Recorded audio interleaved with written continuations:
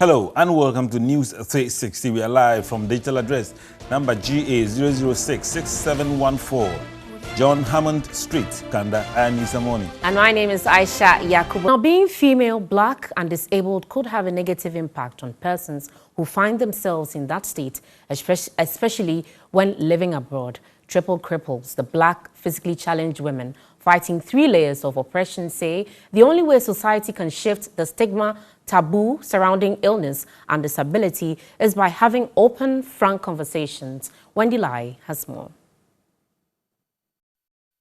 It's been said countless times that disability is not inability, but how well do persons living with disability get this? I will be interacting with 2 ladies who believe creating a better world starts with making sure black persons living with disability are treated with respect and dignity.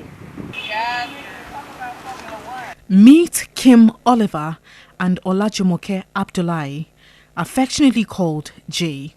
I am half Ghanaian, half Montserratian, and I have a condition called multiple sclerosis, which I developed when I was 25. I'm a Yoruba woman from Nigeria, and so I contracted my condition, poliomyelitis, before my very first birthday. For these 2 vocal women, black women don't have it easy.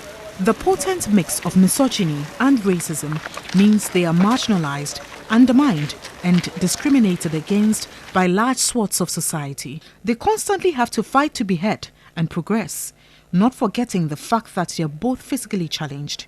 They call themselves the triple cripples to describe the 3-layer of marginalization they experience at the intersection of race, gender, and disability, and have launched a YouTube channel.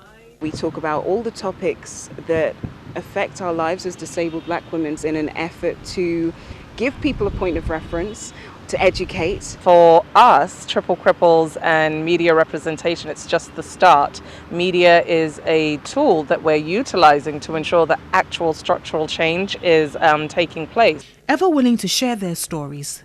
In the limelight, the duo, who have been friends for 2 years and live in the UK, are in Ghana to connect with media, policymakers and other stakeholders. But have they had a culture shock already? What of institutional response by government and private sector to issues related to persons living with disability?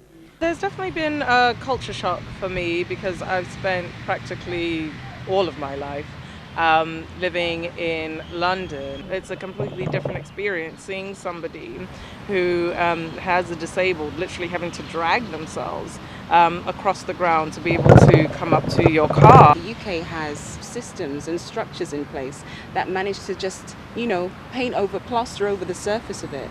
But there are still places I can't go there. There are still services that aren't available to me. But coming here, obviously there isn't that safety net and the structures that would allow me even just to enter buildings. Being female, black and physically challenged has an effect on Kim and Jay's lives every single day. But to what extent? How is it like being a person living with disability and finding love? You have to have impervious standards in order to make sure that you are not just selling yourself short, but you're not allowing yourself to fall into society's trap. Male. Walk up to me and be like, oh, excuse me, can you have sex? Literally, because as far as they're concerned, they see me, they see the juxtaposition. They may have recognized in this instance that I'm a woman, but I'm sitting in the wheelchair. Navigating life as a disabled woman, navigating life as a disabled black woman is something that's very interesting, and I've noticed through my interactions with the not so fairer sex, they'll come at you with nonsense. And they'll try to get you to accept that just because you are disabled. But for me, and the kind of way that I was brought up and what I was rooted in, I would never accept that. But for these 2 strong-minded women, against all odds, they will do their part in changing the landscape, no matter how little, into a more inclusive, diverse, progressive environment and less of a racist, sexist one. Wendy Lai, TV3 News, Accra.